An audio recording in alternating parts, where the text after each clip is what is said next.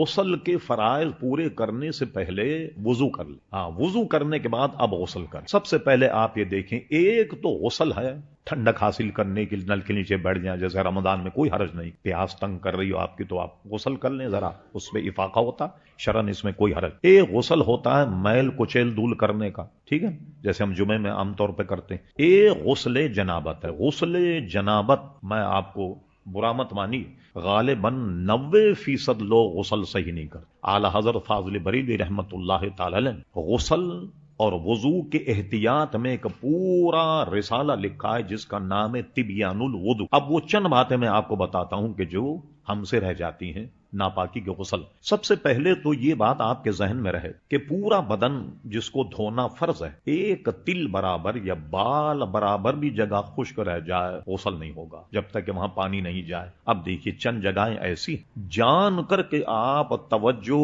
کریں گے تب وہاں پانی جائے گا، نہیں تو پانی نہیں جائے گا، اور پانی نہیں گیا ظاہر آپ کا غسل ہوا نہیں. اب وہ کیا احتیاط ہیں؟ مثال تو اب یہ ناپاکی کے غسل کی بات کر رہا ہوں، دوسرے غسل کے نہیں. آدمی چھالیا کھاتا، اس کو کرے دے، کوئی خلا اگر چھالیا سے بھی یہاں رہ گیا اور وہاں پانی نہیں گیا تو بھی، کیونکہ اس میں کلی کرنا، وضو میں کلی کرنا سنت ہے مگر غسل میں کلی کرنا فرض ہے. ایک بات، اچھی طریقے سے دانت صاف کرے، مسواک کرے. آج کل تو یہ برش وغیرہ جو نکل گیا، اس سے بھی جو سان ہیں یہ سب صاف ہو جاتے ہیں. اچھی طریقے سے یہ صاف کرے. اس کے صاف کرنے کے بعد میں ناک میں پانی چڑھائے. عموماً ناک میں پانی ایسے ہم نے ناک ڈبو دیا خالی یہ، بلکہ مسائل کتاب میں ہے کہ پانی چلو ہاتھ میں لے کر جب ناک میں چڑھائے تھوڑی سی سانس اوپر کی طرف لے تاکہ اس کے نرم حصے میں پانی پہنچ جائے، جہاں تک کہ ہڈی نرم ہے یہاں تک پانی پہنچ جائے. اور اس کے بعد اپنی چھوٹی انگلی سے صاف کرے کہ کوئی جگہ ناک میں ایسی نہ رہے کہ جہاں پانی نہ گیا. اب آئیے غسل کرنے.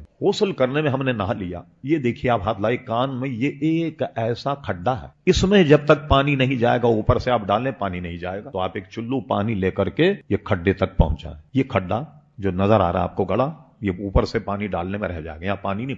اسی طرح دوسرا جو گڑا یہاں پڑا ہوا یہ بھی جب تک آپ خاص طریقے سے چلو میں پانی لے کر نہ ڈالیں یہاں تک پانی نہیں جائے. خواتین اگر نت پہنی ہوئی ہیں آسانی سے نکل جائے تو نکال لیں، ورنہ جب وہ وضو بھی کریں، کیونکہ وضو میں منہ دھونا فرض ہے اور غسل میں بھی، تو اپنے ناک کی جو نت ہے اس کو بھی ہلائیں تاکہ اندر بھی پانی چلا جائے. اگر ان کے آئرین یا بندے ہیں کان میں سرا، اس کو بھی ہلائیں تاکہ اندر تک پانی چلا جائے. پھر اس کے بعد یہ ناف، آپ اوپر نہائیے، یہ ناف کے اندر پانی نہیں جائے گا. بڑی معذرت سے جو بڑے پیٹ والے لوگ، وہ ناف اندر چلی جاتی ہے جس کو ٹنڈی بھی کہتے ہیں، عربی میں اس کو سرہ کہتے ہیں. تو یہاں جب تک آپ پانی اندر نہیں ڈالیں اس وقت تک پانی نہیں جائے گا. ٹھیک اسی طرح آپ بغل اٹھا کر یہاں پانی ڈالیں، ٹھیک ہے، ادھر پانی ڈالیں. خواتین جو ہیں وہ سینے کو اٹھا کر کے نیچے پانی ڈالیں. اور اس کے بعد ہمیں ایک مسائل، اب میں اگر شرمایا جائے تو مسائل دنیا کو معلوم ہی نہیں ہو. حضرت ام المومنین حضرت عائشہ صدیقہ اگر شرماتی تو علماء فرماتے ہیں کہ خواتین اسلام آدھے دین سے محروم رہ جاتی. بھئی جو خواتین کے مسائل ہیں، اگر حضرت عائشہ صدیقہ شرماتی تو مسائل کیسے معلوم ہوتے؟ مثلا اس زمانے میں حائضہ عورت اگر کسی چیز کو چھو لے، لوگ کھاتے نہیں تھے. حائضہ عورت کھانا نہیں پکا سکتی، حائضہ عورت کسی کپڑے کو نہیں اٹھا سکتی. حضرت امور میں حضرت عائشہ صدیقہ فرماتی کہ حضور علیہ السلام اعتکاف میں ہوتے، مسجد نبی کی دیواریں چھوٹی تھیں تو آپ اپنا سر مسجد کی دیوار سے باہر نکالتے تو میں حضور کے سر میں تیل لگایا کرتی، حالانکہ میں حائضہ ہوتی. حضور علیہ السلام نے مجھ سے فرمایا کہ صدیقہ وہ چیز جانماز اٹھا لاؤ. کہا حضور میں تو حائضہ ہوں. تو فرمایا کیا حیض تمہارے ہاتھ میں؟ لے کے آؤ اٹھا کر. اس چیزوں سے اگر وہ بیان نہ کرتی تو علماء مانتے ہیں کہ آدھا دین سے خواتین محروم رہ جاتی، کہ عورتوں کے، خواتین کے مسائل معلوم نہیں ہوتے جس کا تعلق خلوت سے. جلوت کے مسائل سب جانے، خلوت سے جن کا تعلق مسائل کیا. اب آئیے میں جو بات کہنا چاہ رہا تھا وہی پیشاب اور پاخانے مقام میں بھی صحیح طریقے سے پانی پہنچایا جائے. ختنہ کرنے کے بعد جو کھال نیچے لٹکی ہوتی تو یہاں تک بھی پانی پہنچایا جائے. اگر یہاں ویسی نہ لیں آپ تو یہاں پانی نہیں پہنچے گا، یہاں بھی پانی پہنچایا جائے.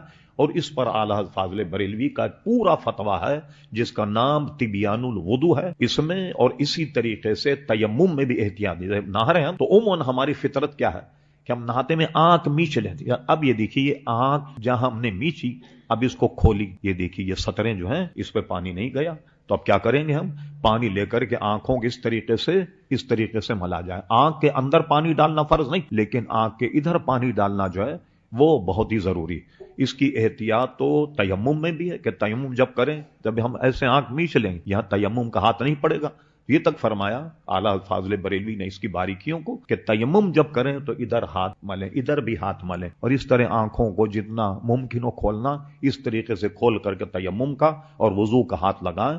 کوئی مقام جو وضو میں فرض ہیں اعضا، ہر جگہ پانی پہنچے، اور جو غسل میں اعضا فرض ہیں اس میں بھی ہر جگہ پانی پہنچنا یہ بے حد ضروری ہے، ورنہ اس کے بغیر ہمارا غسل جو ہے وہ درست نہیں ہوگا۔ اور اس کے نقصانات کیا ہیں یہ بھی سن لیجئے۔ اب حضور علیہ السلام نے نماز پڑھائی، آپ کو سہو ہو گیا، بھول ہو گئی، سجدے سہو، تو حضور علیہ السلام نے نماز کے بعد صحابہ سے مخاطب ہو کر فرمایا تم اپنے وضو صحیح کیا کرو، طہارت کامل کرو۔ مقتدی کی طہارت کامل نہ ہو امام بھول جاتا۔ یہ نہیں کہ میں اگر بھول گیا تو میں آپ کو کہوں گا آپ میں کوئی آدمی غسل کر کے نہیں آئے گا، نہیں، بلکہ بھولنے کا ایک سبب امام کا یہ بھی ہے کہ اگر اس کے مقتدی کی طہارت کامل نہ ہو تو یہ امام پر اتنی اثر انداز ہوتی کہ امام بھول جاتا اور اس کو سجدہ سہو ہو جاتا۔ ہر کام سیکھنے سے آتا، بغیر سیکھے کوئی کام نہیں آتا۔ آپ کے یہاں کوئی یہ اسپارک کر رہا ہو ذرا صاحب، تو یہ تھوڑی کہ بیٹھے میں افضل صاحب کو جوڑ دیں گے، نہیں، بولیں گے بھائی یہ خطرناک مسئلہ ہے، کرنٹ لگ جائے گا، آدمی مر جائے گا، کسی الیکٹریشین کو بلا۔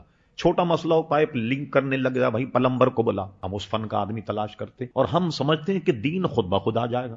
مجھے بتائیے ہم نے وضو کرنا کسی سے سیکھا؟ نہیں بھائی، جیسے لوگ وضو کر رہے ہیں ہم بھی وضو کرنے لگ گئے، جیسے لوگ نماز پڑھتے ہیں ہم بھی نماز پڑھنے لگ گئے۔ کیا غسل کرنا وضو کرنا کسی سے سیکھا؟ کسی سے بھی ہم نہیں سیکھا۔ میں بریلی شریف گیا، 68 کی بات ہے، حضور مفتی اعظم ہند رحمت اللہ تعالی علیہ وہ اس وقت باقاعدہ حیات، ان کا طریقہ یہ تھا، اور شاید ہمارے لیے ہو، طریقہ یہ تھا کہ باہر آن کر مسجد کے گوشے میں وضو کر، تو جب وہ وضو کرتے تو علماء، بڑے بڑے علماء اور مفتیان کرام لوگوں کہتے کہ